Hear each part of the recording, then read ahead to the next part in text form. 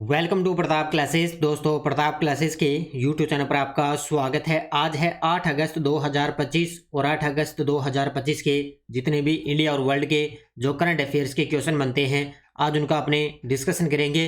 पूरा वीडियो ध्यान से देखना और लास्ट में आपसे क्वेश्चन पूछूंगा जिनके जवाब आपको कमेंट बॉक्स के अंदर देना होगा।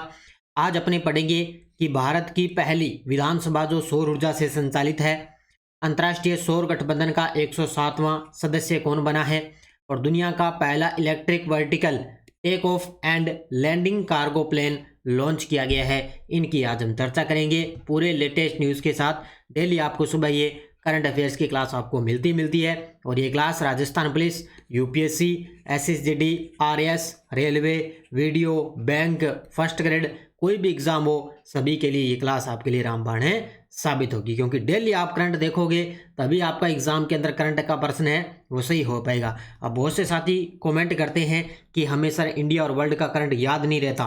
देखो, बहुत सारा करंट बनता है, जाहिर सी बात है, मान के चलो एक दिन के अंदर लगभग 15 से 20 क्वेश्चन करंट के बन ही जाते हैं। लेकिन मुख्य मैं आपको डेली वही करवाता हूँ जो आपकी काम की चीज़ें हैं। इसलिए डेली आप करंट देखोगे तभी आपको ये आसान लगेगा।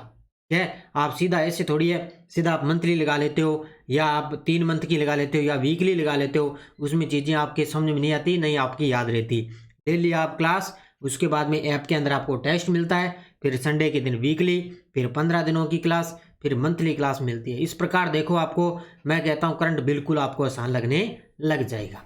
तो करते हैं स्टार्ट आज की क्लास। सभी साथी एक बार करेंगे सेशन को लाइक शेयर। सभी साथियों को प्यार भरा नमस्कार, गुड मॉर्निंग। सबसे पहले हम करेंगे कल के क्वेश्चनों को रिवाइज। कल हमने पढ़ा WHO international regulatory cooperation for herbal medicine workshop का आयोजन भारत के किस शहर में किया? गाजियाबाद। 1 अगस्त 2025 को असम राइफल्स और भारतीय वायुसेना ने मिलकर किस संयुक्त राहत अभियान को सफलतापूर्वक अंजाम दिया? ऑपरेशन सहयोग। किसने IIT मद्रास परिसर में भारतीय सेना अनुसंधान प्रकोष्ठ अग्निशोध का उद्घाटन किया? सेनाध्यक्ष जनरल उपेंद्र द्विवेदी ने। मौद्रिक नीति समिति की 56वीं बैठक की अध्यक्षता किसने की? संजय मल्होत्रा ने। चर्चा में रही सावलकोट जल विद्युत परियोजना किस नदी पर स्थित है? तो जम्मू कश्मीर में चिनाब नदी। अंतर्देशीय मत्स्य पालन और जलीय कृषि पर सम्मेलन 2025 का आयोजन कहाँ किया गया? Indore, Madhya Pradesh. International air transport association की 81वीं वार्षिक बैठक 2025 का आयोजन स्थल भारत मंडपम, नई दिल्ली। कर्नाटक की एक महिला में कौन सा नया ब्लड ग्रुप पाया गया? CRIB नया जो है ब्लड ग्रुप है पाया गया है। तो ये थे कल के क्वेश्चनों का रिवाइज। ये अपनी वार्षिक करंट अफेयर्स 2025 की टेस्ट सीरीज मात्र 50 रुपये में। कल वाला टेस्ट मिला नहीं है, कल और आज वाला आपको दोनों एक साथ टेस्ट है मिल जाएगी। तो daily test, daily PDF, weekly test, monthly test आपको मिलता है। तो ये आप जरूर ज्वाइन कर लेना। पूरे 1 साल का करंट है, इसके अंदर आपका टेस्ट करोगे तो अभ्यास आपका हो जाएगा। तो करते हैं स्टार्ट आज की क्लास। 8 अगस्त 2025 पहला प्रश्न आपके सामने देखिए। भारत की पहली ऐसी विधानसभा कौन सी बनी है जो पूरी तरह से सौर ऊर्जा से चलती है? ये देखो, सबसे पहले आप तस्वीर में देखो, ये आपने देखी होगी, ये देखो विधानसभा, दिल्ली विधानसभा है, ये है दिल्ली विधानसभा। और इसके ऊपर देखो आपके सामने, ये देखो जो है लगे हुए सौर पैनल, ठीक है। तो भारत की पहली ऐसी विधानसभा कौन सी बनी है पूरी तरह से सौर ऊर्जा से संचालित है? वो है दिल्ली विधानसभा। कौन सी है? दिल्ली विधानसभा। बस इतना ही आपको मुख्य रूप से याद करना है। इतिहास रचने वाली पहल दिल्ली विधानसभा भारत की पहली ऐसी विधानसभा बनी पूरी तरह से सौर ऊर्जा से संचालित हो रही है। सौर ऊर्जा परियोजना, विधानसभा की छत पर 500 किलोवाट की सौर ऊर्जा परियोजना चालू की गई है। तो ये देखो आपके सामने 500 किलोवाट की सौर ऊर्जा परियोजना चालू की गई है। और अभी आपको कुछ दिन पहले मैंने बताया कि दिल्ली विधानसभा के अध्यक्ष है विजेंद्र गुप्ता, इन्होंने अभी जो है नेवी एप्लीकेशन यानी कि बिना कागज रहित पेपरलेस जो बजट वगैरह विधानसभा वगैरह वो भी शामिल है। तो ये एक तो सौर ऊर्जा से संचालित है और इस पे ऊपर 500 किलोवाट की सौर ऊर्जा परियोजना स्टार्ट की गई है। तो दिल्ली विधानसभा ये भारत की पहली ऐसी विधानसभा बन गई जो पूरी तरह से सौर ऊर्जा से संचालित है। कौन सा राज्य सांकेतिक भाषा दुभाषियों, अनुवादकों और विशेष शिक्षकों को औपचारिक रूप से सूचीबद्ध यानी कि इम्पैनल करने वाला भारत का पहला राज्य बन चुका है? तो वो बन चुका है पंजाब राज्य। Option number C। ये देखो आपके सामने तस्वीर में पंजाब राज्य शिक्षा के क्षेत्र में जो सांकेतिक भाषा है दुभाषियों, अनुवादकों और विशेष शिक्षकों को औपचारिक रूप से एम्पैनल करने वाला ये भारत का पहला राज्य बन चुका है पंजाब। कौन सा? पंजाब। देखो अग्रणी राज्य पंजाब भारत का पहला राज्य बनने जा रहा है जो न्याय प्रणाली को अधिक समावेशी बनाने की दिशा में ठोस कदम उठा रहा है। यह जो नियम है ये किशोर न्याय अधिनियम 2015 के तहत पहले स्टार्ट की गई है। इसमें राज्य सरकार सांकेतिक भाषा दुभाषियों, अनुवादकों और विशेष शिक्षकों को औपचारिक रूप से एम्पैनल करेगी, यानी कि सूचीबद्ध करेगी। इसमें पोक्सो अधिनियम में विस्तार, आपने सब ये अधिनियम पढ़े होंगे जो अपने बाल विकास अधिकार अधिनियम वगैरह होते हैं ना, उसमें जैसे किशोर न्याय अधिनियम 2015 है, पोक्सो का अधिनियम है, ये पढ़े होंगे आपने। यह व्यवस्था केवल किशोर न्याय मामलों तक सीमित नहीं रहेगी बल्कि पोक्सो अधिनियम 2012 के तहत आने वाले मामलों तक भी इसको विस्तारित किया जाएगा। तो इसको अच्छे तरीके से पढ़ लेना भी। जो व्यवस्था ये केवल किशोर न्याय मामलों तक सीमित रहने लगी बल्कि इसे पोक्सो अधिनियम 2012 के तहत इसके और अधिक मामलों को विस्तारित किया जाएगा। तो ये सारी चीजें अच्छे तरीके से पढ़ लेना। हाल ही में कौन सा देश अंतर्राष्ट्रीय सौर गठबंधन का 107वां सदस्य बना है? सीधा सीधा प्रश्न छपेगा, न घुमा फिरा के आने, इसमें कोई बात नहीं है, सीधा प्रश्न टपकेगा। उत्तर होगा मोल्दोवा। कौन सा? ऑप्शन नंबर सी, मोल्दोवा अंतर्राष्ट्रीय सौर गठबंधन का 107वां सदस्य बन चुका है। उत्तर होगा इसका ऑप्शन नंबर सी। देखो डिटेल, नई सदस्यता मोल्दोवा अंतर्राष्ट्रीय सौर गठबंधन का 107वां सदस्य बना। इस बात की पुष्टि भारत के विदेश मंत्रालय ने की। कौन है विदेश मंत्री? एस जयशंकर। भारत में मोल्दोवा की राजदूत एना तवान ने नई दिल्ली में अंतर्राष्ट्रीय सौर गठबंधन की सदस्यता के लिए अनुसमर्थन पत्र सौंपा गया। भी अनुसमर्थन पत्र सौंप दिया। ये मोल्दोवा की राजदूत है, भी कहा कि अंतर्राष्ट्रीय सौर गठबंधन का ये 107वां सदस्य बन गया।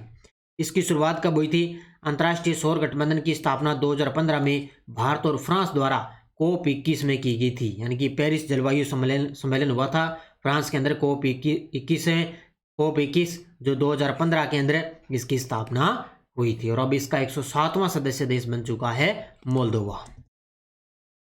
चीन ने हाल ही में दुनिया का पहला electric vertical take off landing cargo plane launch किया है। इस प्लेन का नाम क्या है? ये चीन तो कुछ ना कुछ आपको पता करता ही रहता है, इसने कुछ टेक्नोलॉजी चीजें करनी है।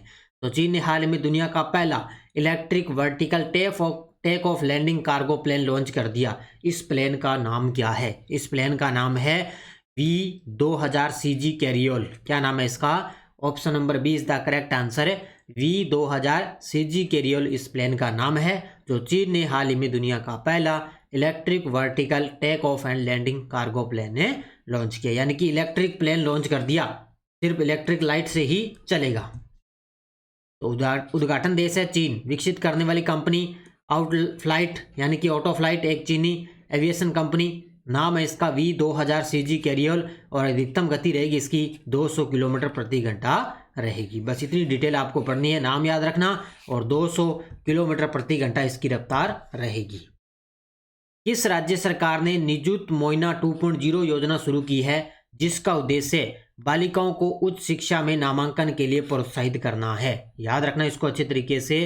किस राज्य सरकार ने निजुत मोइना 2.0 योजना की शुरुआत की जिसका उद्देश्य बालिका को उच्च शिक्षा में नामांकन के लिए प्रोत्साहित करना है? तो इस योजना की शुरुआत की है असम की सरकार ने। ऑप्शन नंबर सी क्या होगा? असम की सरकार ने इस योजना की शुरुआत की है।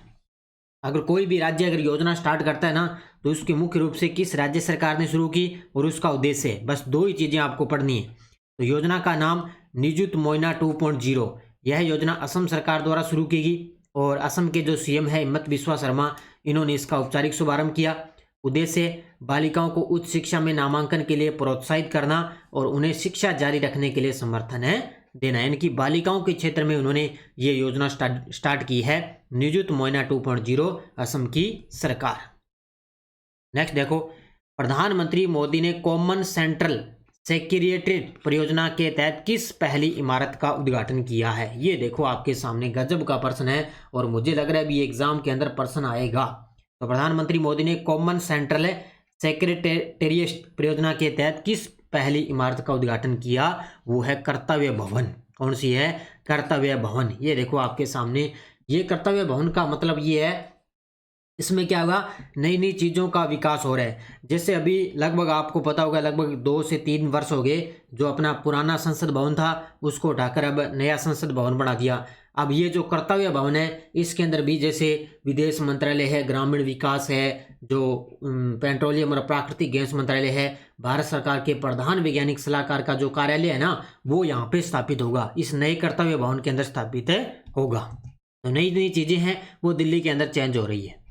तो परियोजना का नाम कॉमन सेंट्रल सेक्रेटरीज परियोजना, प्रधानमंत्री द्वारा उद्घाटन, पहली इमारत कर्तव्य भवन का उद्घाटन, सेंट्रल विस्टा, ये याद रखना भी, सेंट्रल विस्टा पुनर्विकास योजना का हिस्सा है, जो इस योजना का एक प्रमुख तत्व है। सेंट्रल विस्टा पुनर्विकास योजना, यानी कि दोबारा पुनर्विकास उनका किया जा रहा है। कर्तव्य भवन 3.0 में स्थापित मंत्रालय और कार्यालय। अब देखो इस कर्तव्य भवन का जो उद्घाटन किया है ना, इसके अंदर क्या क्या चीजें रहेगी, जैसे गृह मंत्रालय, विदेश मंत्रालय, ग्रामीण विकास मंत्रालय, सूक्ष्म लघु मध्यम उद्यम मंत्रालय, इसके अलावा कार्मिक मंत्रालय विभाग, पेट्रोलियम प्राकृतिक गैस मंत्रालय और भारत सरकार के प्रधान वैज्ञानिक सलाहकार का कार्यालय, ये इसके अंदर सारे स्थापित होंगे। तो कर्तव्य भवन का उद्घाटन प्रधानमंत्री मोदी जी ने किया है। हाल ही में किस राज्य के महासमुंद जिले में निकेल कॉपर प्लेटिनम समूह तत्व सल्फाइड खनिजीकरण का संभावित भंडार खोजा गया है? तो ये किस राज्य के महासमुंद जिले में निकेल कॉपर प्लेटिनम समूह तत्व सल्फाइड खनिजीकरण का भंडार खोजा गया? ये खोजा गया छत्तीसगढ़ के अंदर। क्योंकि चर्चा में रहते हैं इस प्रकार के, इसलिए आपके लिए करंट में ये प्रश्न बनता है। तो ये कहाँ पे खोजा गया? छत्तीसगढ़। तो राज्य और स्थान खोज, छत्तीसगढ़ राज्य के महासमुंद जिले के बालूकोना जमनेडीह ब्लॉक के अंदर इसकी खोज की गई है।